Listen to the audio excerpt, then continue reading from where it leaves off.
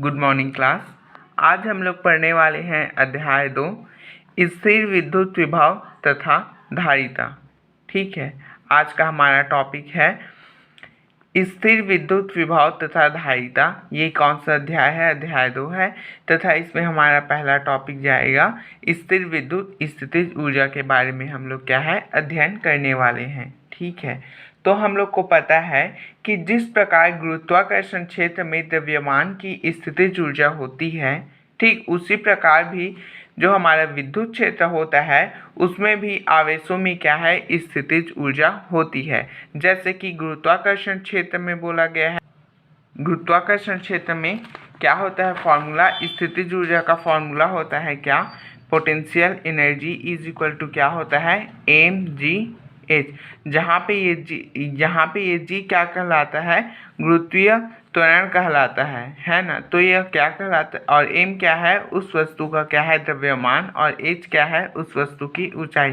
तो ठीक इसी प्रकार ही क्या है विद्युत क्षेत्र में भी आवेशों के में क्या होता है विद्युत स्थितिज ऊर्जा होती है। इसको हम लोग समझते हैं। देखिए, माना कि बिंदु O पर है ना, ये बिंदु क्या है O है जिस पर एक आवेश क्या है Q स्थित है ना।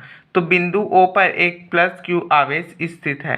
तो क्या हो जाएगा, आवेश स्थित है तो इसके चारों ओर क्या है विद्युत क्षेत्र क्या हो जाएगा, जनरेट हो जाएगा। तो इसके चारों ओर क्या है विद्युत क्षेत्र, मान लीजिए इसके चारों ओर क्या है विद्युत क्षेत्र है। ठीक है, इतना ही नहीं, ये और इसके चारों ओर क्या है विद्युत क्षेत्र। अब जहाँ तक इसका प्रभाव रहेगा वो क्या कहलाएगा, इस आवेश का क्या है विद्युत क्षेत्र कहलाएगा, है ना। रखा गया है, क्या किए हैं हम लोग, एक बिंदु O है जिस पर क्या है प्लस Q आवेश रखा गया है, जिसके कारण क्या है इसके चारों ओर क्या है विद्युत क्षेत्र क्या है जनरेट हो रहा है, उत्पन्न हो जाता है। और इस विद्युत क्षेत्र पर एक अन्य बिंदु हम लोग क्या लेते हैं, A लेते हैं। तो क्या है इस विद्युत क्षेत्र के कारण इस बिंदु पर एक बल कार्य करेगा। मान लो बिंदु A पर हम लोग प्लस Q आवेश लेते हैं। ठीक है, बिंदु A पर हम लोग क्या कौन सा आवेश लिए हैं, बिंदु A पर हम लोग प्लस Q आवेश लिए हैं। चूंकि ये दोनों क्या है सजातीय आवेश है, तो इन दोनों आवेशों के कारण क्या होगा प्रतिकर्षण होगा, और यह आवेश का परिमाण अधिक है तो यह इस आवेश को क्या है विद्युत क्षेत्र के बाहर भेजने का कार्य करेगा। अर्थात इन दोनों के बीच में ये क्या है इस पर क्या है प्रतिकर्षण का बल आरोपित करेगा। ठीक है, तो इस पर मान लीजिए प्रतिकर्षण बल जो लग रहा है वह प्रतिकर्षण बल क्या है इसको बाहर की ओर भेजेगा। तो वह बल प्रतिकर्षण क्या है Fe है ना। यह एक सदिश बल होगा क्योंकि इसकी दिशा क्या है निश्चित है। ठीक है, तो यह प्रतिकर्षण बल क्या है बिंदु A पर प्लस Q आवेश रखने पर कार्य करेगा। तो मान लेते हैं कि हम इस पर एक बाह्य बल F एक्सटर्नल क्या है, F एक्सटर्नल बल लगाते हैं इस बिंदु A पर। इस प्रकार लगाते हैं कि यह इस आवेश के प्रभाव को क्या है शून्य कर दे, इस प्रभाव को शून्य कर दे। मतलब यह बाह्य बल हम लोग लगाते हैं तो क्या है यह जो आवेश है वह इसको विस्थापित करके क्या है यहाँ तक बिंदु B तक ले आता है। ठीक है, बिंदु B तक dr दूरी विस्थापित करके क्या है यह आवेश को यहाँ तक ले आता है। ठीक है, मान लो यहाँ से लेके बिंदु O से लेके बिंदु A तक की दूरी कितनी है r है, और यहाँ बिंदु A से बाह्य बल जब बिंदु A पे उपस्थित आवेश पर लगाया जाता है तो यह ऑटोमेटिक विस्थापित होके क्या है बिंदु B में आ जाता है। कितनी दूरी तय करता है, वह dr दूरी तय करता है। तो इस प्रकार यह बाह्य बल है ना, बाह्य बल द्वारा किया गया कार्य। तो यह बाह्य बल एक कार्य करेगा तभी वह यहाँ पे क्या है बिंदु B तक विस्थापित होगा। तो इस विद्युत क्षेत्र में बाह्य बल द्वारा किया गया कार्य क्या होगा, इस बल के क्या होगा बराबर होगा। मतलब यह जो बाह्य बल है एफ एक्सटर्नल, ये क्या है, हमारा बाह्य बल है, वो क्या है, इस विद्युत क्षेत्र द्वारा आरोपित बल के प्रतिकर्षण बल। आरोपित विद्युत क्षेत्र द्वारा कौन सा बल लग रहा है, सजातीय आवेश है तो क्या है, प्रतिकर्षण बल लग रहा है, जो किसके कारण हो रहा है, फील्ड, इलेक्ट्रिक फील्ड के कारण हो रहा है। तो इसके बराबर है, चूंकि बाह्य बल की दिशा इस डायरेक्शन में है और विद्युत क्षेत्र द्वारा आरोपित बल की दिशा क्या है, इस डायरेक्शन में है, दोनों की दिशा क्या है, उल्टी है, तो यह क्या होगा, ऋणात्मक में होगा। ठीक है, यहाँ तक समझ में आया। हमने क्या किया है, हमने देखो लिखा है, माना कि बिंदु O पर प्लस Q आवेश स्थित है, तो इस आवेश के कारण इसके चारों ओर क्या है, विद्युत क्षेत्र उत्पन्न हो जाएगा। मान लो इस बिंदु पर एक बिंदु है ना, मान लो इस आवेशित क्षेत्र पर एक बिंदु A लेते हैं और इसे प्लस Q आवेश दे देते हैं। चूंकि दोनों आवेश क्या है, हमारा सजातीय है, तो उस पर एक बल कार्य करेगा, जो क्या है, इस पर एक बल कार्य करेगा, जो कौन सा बल है, एफ ई, एफ प्रतिकर्षण बल है। ठीक है, अब नेक्स्ट पैराग्राफ से लिखेंगे कि हम इसको एक बाह्य बल एफ एक्सटर्नल क्या है, प्रोवाइड करते हैं। ठीक है, आरोपित करते हैं, तो क्या है, जो कि इस प्रतिकर्षण बल के प्रभाव को, प्रतिकर्षण बल को क्या है, प्रभावहीन कर देता है। अतः बिंदु बी ए पर उपस्थित आवेश को बिंदु बी तक लाने में हमें क्या है, कोई कार्य करना नहीं पड़ेगा। इस प्रकार हम लोग निष्कर्ष निकाल सकते हैं कि इस विद्युत क्षेत्र में बाह्य बल द्वारा किया गया कार्य है ना, विद्युत क्षेत्र द्वारा आरोपित बल के क्या है, बराबर किंतु ऋणात्मक होता है, अर्थात विपरीत होता है, अर्थात F external equal to minus F E. दोनों क्या है, सदिश राशि होंगे, क्योंकि बल की दिशा की निश्चित है, एक बल की दिशा इस दिशा में है तथा बाह्य बल की दिशा इस डायरेक्शन में है। अब हमारा नेक्स्ट पैराग्राफ में लिखेंगे कि यदि बिंदु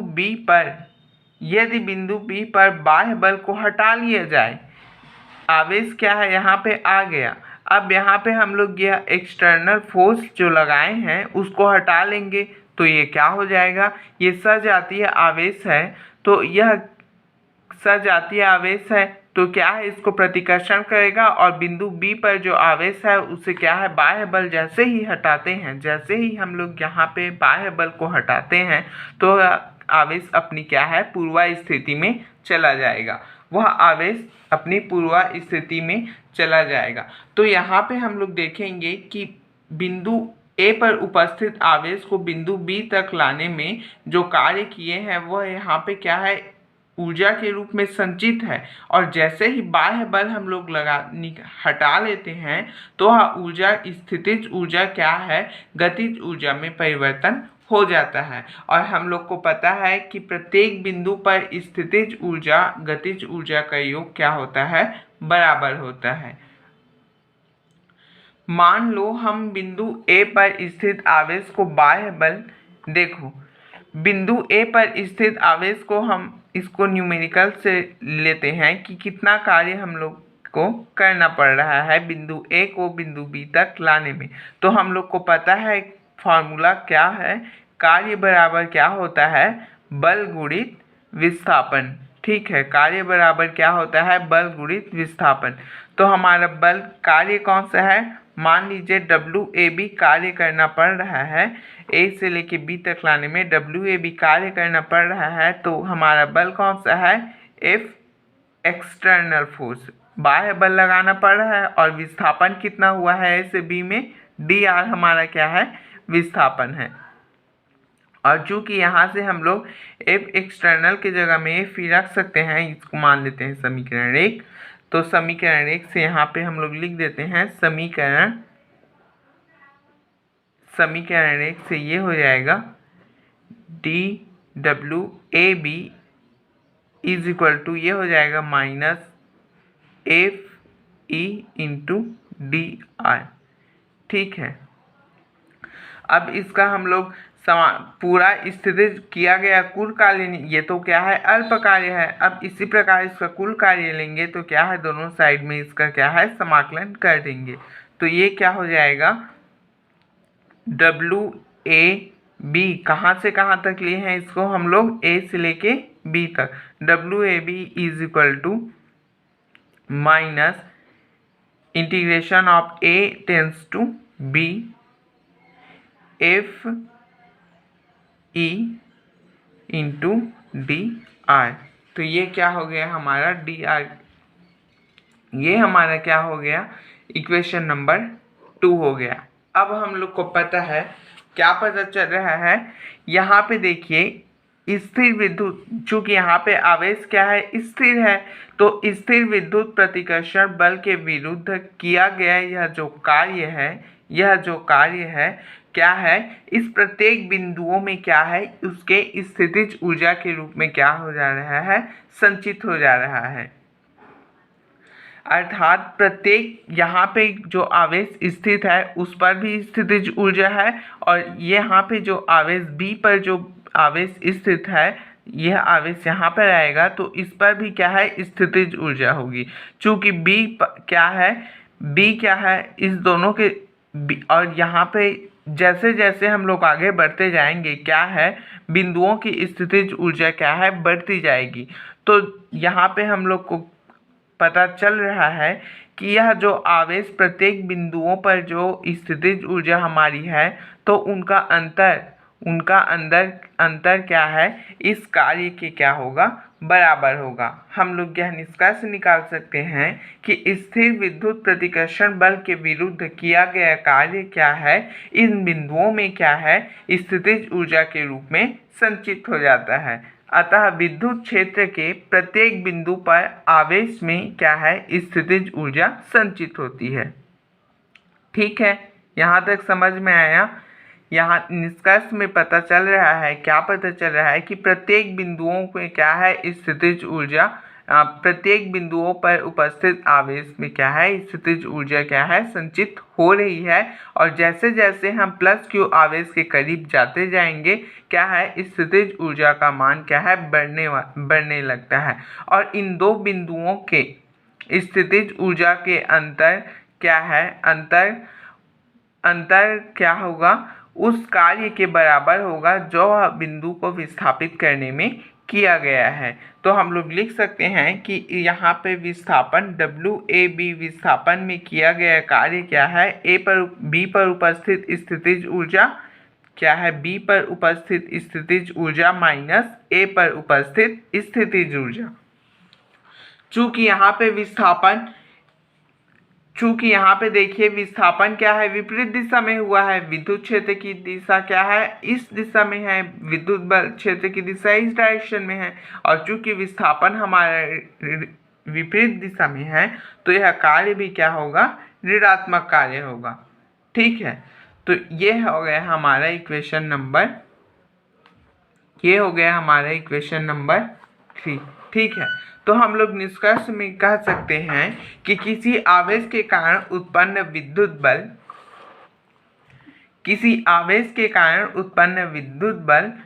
क्षेत्र में दो बिंदुओं के बीच स्थितिज ऊर्जा में अंतर आवेश Q को एक बिंदु से दूसरे बिंदु तक लाने में बाह्य बल द्वारा किया गया न्यूनतम कार्य के बराबर होता है। चूंकि यहाँ पे माइनस लिखा गया है इसीलिए क्या होगा न्यूनतम कार्य होगा। तो हम लोग यहाँ पे निष्कर्ष में लिख सकते हैं, तो हम लोग निष्कर्ष निकाल सकते हैं कि किसी आवेश के कारण उत्पन्न विद्युत बल क्षेत्र में दो बिंदुओं के बीच स्थितिज ऊर्जा में अंतर आवेश Q को बिंदु A से बिंदु B तक लाने में बाह्य बल द्वारा किया गया न्यूनतम कार्य के बराबर होता है। ठीक है, न्यूनतम कार्य होता है, और सूत्र के रूप में हम लोग लिख सकते हैं WAB is equal to UB minus UA, और चूंकि यह न्यूनतम कार्य दिया गया है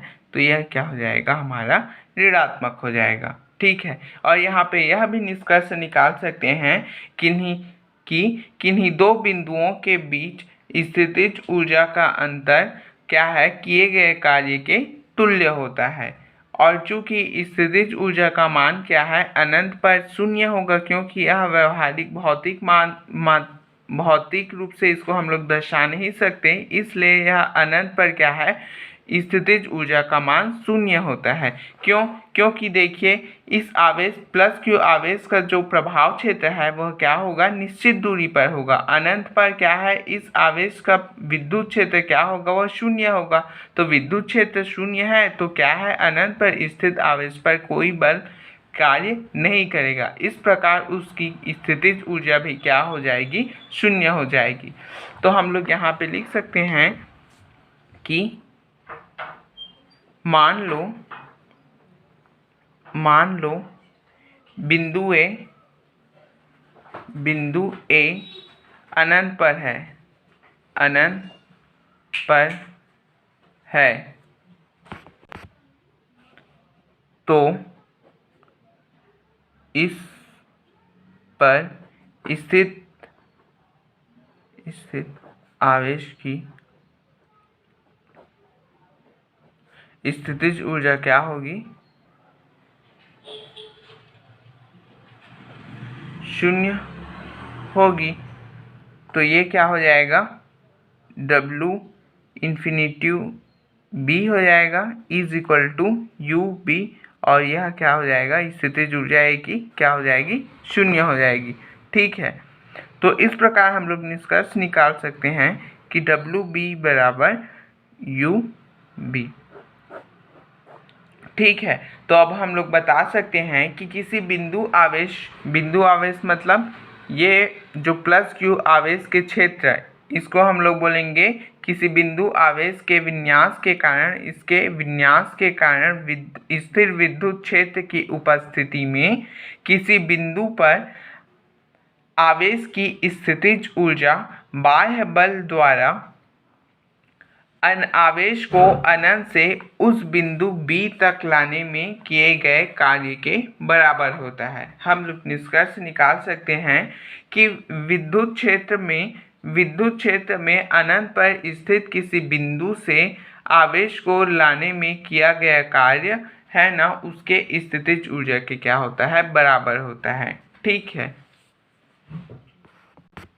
तो इस प्रकार हम लोग निष्कर्ष निकाल सकते हैं कि किसी बिंदु आवेश विन्यास के कारण स्थिर विद्युत क्षेत्र की उपस्थिति में किसी बिंदु पर आवेश की स्थितिज ऊर्जा क्या है, बाह्य बल द्वारा आवेश को अनंत से बिंदु में लाए गए कार्य की क्या होता है, बराबर होता है। ठीक है, इस प्रकार से हमारा यह टॉपिक खत्म होता है और अब हम लोग पढ़ने वाले हैं स्थिर विद्युत विभव की अवधारणा। ठीक है, तो देखते हैं स्थिर विद्युत विभव की अभिधारणा। ठीक है, तो हम लोग को पता है कि स्थिर विद्युत जो क्षेत्र होता है वह क्या होता है, विभव जो होता है वह अभिलाक्षणिक गुण होता है। अर्थात जैसे कि द्रव स्थितिकी में द्रव का तल और ऊष्मा में ताप शब्द का प्रयोग करते हैं, उसी प्रकार ही क्या है, विद्युत क्षेत्र में क्या है, विभव शब्द का हम लोग प्रयोग करते हैं। जैसे हम लोग देखते हैं कि द्रव स्थितिकी भौतिकी मतलब लिक्विड फिजिक्स में क्या है, द्रव का तल मतलब दो हमारा कोई क्या है दो कोई कंटेनर रखा गया है और एक में क्या है, द्रव का तल यहाँ पे है, इस बिंदु तक है, और एक में द्रव का तल इस बिंदु तक है। तो क्या होगा, ये दोनों पानी का जो प्रवाह होगा वो क्या है, ए से क्या होगा, बी की ओर होगा, और यह तब तक होगा जब तक कि दोनों द्रवों का तल जो है वो क्या हो, बराबर ना आ जाए। ठीक उसी प्रकार ताप में क्या होता है, ऊष्मा के लिए ताप का प्रयोग करते हैं। तो दो कोई वस्तु है, मान लीजिए ए और बी, एक में क्या है, ऊष्मा की मात्रा बहुत अधिक है और बी में क्या है, ऊष्मा की मात्रा कम है। इस दोनों को क्या है, हम लोग आपस में संपर्कित कर देते हैं, संपर्क में ले आते हैं ए बी को। तो क्या है, इसमें क्या है, ताप का प्रवाह होगा और ताप का उष्मा का प्रवाह होगा। और उष्मा का प्रवाह तब तक होगा जब तक कि क्या है, उष्मा इन दोनों में समान ना हो जाए। तो यह जो प्रवाह हो रहा है वही क्या है, इनका ताप है। ठीक है, तो ठीक इसी प्रकार ही क्या है, विभव शब्द भी क्या है, विद्युत क्षेत्र में धारा के प्रवाह को क्या है, धारा के प्रवाह को क्या है, प्रदर्शित करता है। मतलब विद्युत जो क्षेत्र है उसमें आवेश का प्रवाह किस दिशा में हो रहा है, इसको क्या है, विभव द्वारा बताया जाता है। उदाहरण के लिए मान लो, उदाहरण के लिए ए और बी क्या है, ए और बी एक चालक तार है। ठीक है, ए और बी क्या है, दो गोलीय चालक है। ए का विभव क्या है, अधिक है, इसका विभव क्या है, अधिक है, और इसका विभव क्या है, कम है। ठीक है, तो और इसको क्या करते हैं, एक चालक तार द्वारा जोड़ देते हैं।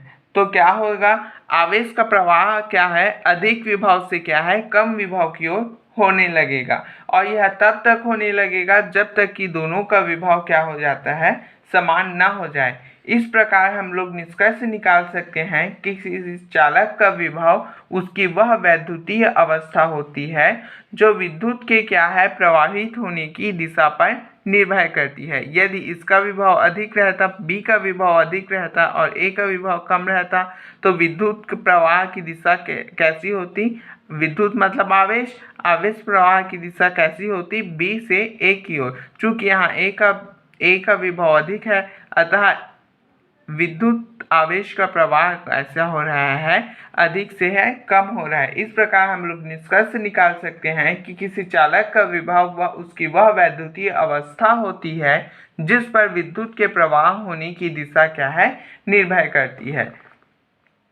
और यह कब निर्भर करती है, जब वह चालक क्या है, अन्य चालक से क्या है, संपर्कित हो, अर्थात वह उसके संपर्क में हो। अगर यहाँ पे चालक तार नहीं होता तो इसमें क्या है, विद्युत का प्रवाह नहीं होता।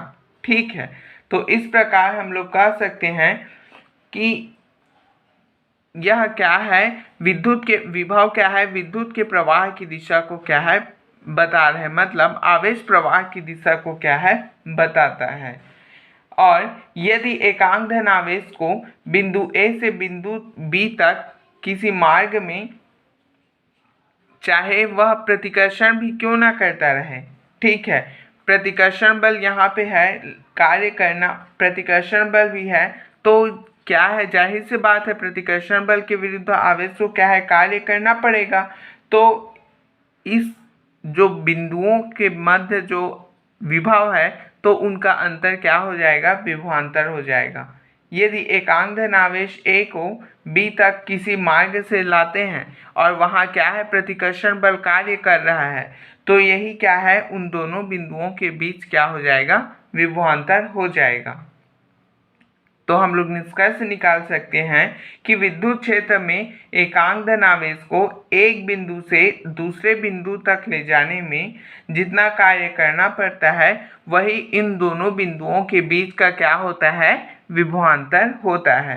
सूत्र के रूप में, यदि सूत्र के रूप में लिखना चाहे, यदि ए का विभव कितना है, ए का विभव, ए का विभव, मान लो ए का विभव कितना है हमारा, वी ए, तथा बी का विभव क्या हो जाएगा, बी का विभव हम लोग लेते हैं कौन सा, वी बी। तो सूत्र के रूप में हम लोग लिख सकते हैं क्या, जो कार्य करना पड़ रहा है वी ए बी, और वह कार्य क्या है, चूंकि आवेश क्या है हमारा, एकांक आवेश अर्थात Q का मान 1 है, तो यह क्या है, V B minus V A इतना होता है। तो चूंकि इन दोनों का अंतर को हम लोग क्या लिख सकते हैं, डेल वी लिख सकते हैं। तो इस प्रकार del V is equal to क्या हो जाएगा हमारा, del V is equal to हो जाएगा, del V is equal to क्या हो जाएगा हमारा, del V is equal to W A B upon Q. ठीक है, तो यही हमारा क्या है, विभवांतर का सूत्र है। और इसका मात्रक क्या होगा, तो कार्य का मात्रक, इसका एसआई मात्रक देखते हैं विभवांतर का। तो इस कार्य का मात्रक एसआई मात्रक क्या होता है, जूल, और आवेश का एसआई मात्रक क्या होता है, कूलाम। ठीक है, तो इसका मात्रक होगा, v का मात्रक होगा v, डेल v का, सॉरी यहाँ पे लिखते हैं विभवांतर का मात्रक। ठीक है, विभवांतर का मात्रक होगा जूल बटे कूलाम, जूल प्रति कूलाम। तो इसको हम लोग क्या लिखते हैं, इन दोनों को हम लोग क्या लिख सकते हैं, इसको हम लोग एक साथ लिखते हैं क्या, एक नई राशि है जिसे क्या कहते हैं, वोल्ट कहते हैं, वोल्ट कहते हैं। ठीक है, और इसका संकेत क्या होता है, v होता है। ठीक है, तो हम लोग लिख सकते हैं कि एसआई पद्धति में विभवांतर का मात्रक वोल्ट होता है। और इस वोल्ट को परिभाषित कैसे करेंगे, इसको यहाँ से परिभाषित कर देंगे। यदि 1 वोल्ट कब होगा, जब हमारा जूल कितना होगा, 1 होगा, और कूलाम भी कितना होगा, 1 कूलाम होगा। तो यहाँ पे हम लोग निष्कर्ष में वोल्ट को परिभाषित करने के लिए बता सकते हैं कि विद्युत क्षेत्र में 1 कूलाम आवेश को एक बिंदु से दूसरे बिंदु तक ले जाने में अगर 1 जूल कार्य करना पड़े तो उन दो बिंदुओं के बीच 1 वोल्ट का विभवांतर उत्पन्न होगा। ठीक है, विद्युत क्षेत्र में यदि 1 कूलाम आवेश को एक बिंदु से दूसरे बिंदु तक ले जाने में, ठीक है, 1 जूल कार्य करना पड़ रहा है तो उन दो बिंदुओं के बीच 1 वोल्ट का विभवांतर उत्पन्न होगा। यदि हमारा बिंदु ए, यदि बिंदु ए क्या है, अनंत पर है, बिंदु ए अनंत पर है, अनंत पर है तो हम लोग को पता है अनंत पर है तो उसके स्थितिज ऊर्जा शून्य है, स्थितिज ऊर्जा शून्य है तो विभव भी शून्य होगा। तो इस प्रकार एक पर अनंत पर है तो उसकी विभव क्या होगा, शून्य होगा। तो हम लोग लिख सकते हैं क्या रहेगा, V B is equal to W B upon Q. अर्थात अनंत पर स्थित किसी बिंदु को अनंत पर स्थित किसी आवेश को विद्युत क्षेत्र के किसी बिंदु तक लाने में जितना कार्य करना पड़ता है उसे उस बिंदु का क्या है, विभव कहते हैं।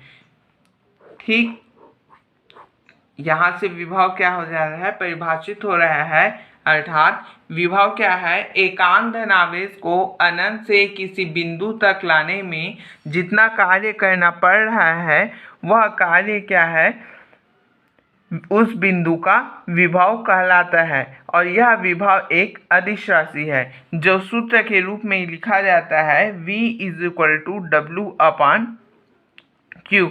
तो विभव का भी मात्रक हो जाएगा वोल्ट, क्योंकि इसका देखिए इसका भी मात्रक वोल्ट हो जाएगा, क्योंकि W का मात्रक क्या होता है, जूल होता है, और आवेश का मात्रक क्या होता है, कूलाम होता है। तो जूल बटे कूलाम, तो इसका भी मात्रक क्या हो जाएगा, वोल्ट हो जाएगा।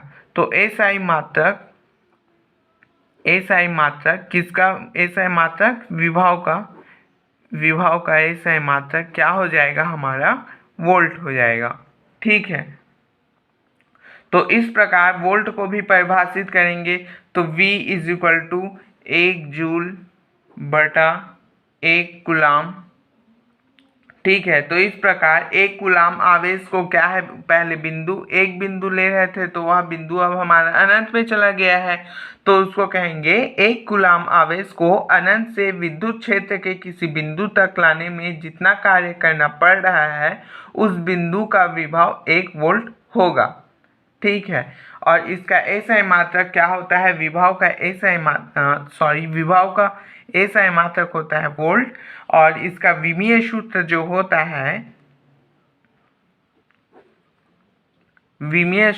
होता है, वह होता है M L 2t-3 A inverse. ठीक है, ये इसका क्या है, विभव का विमेय सूत्र होता है।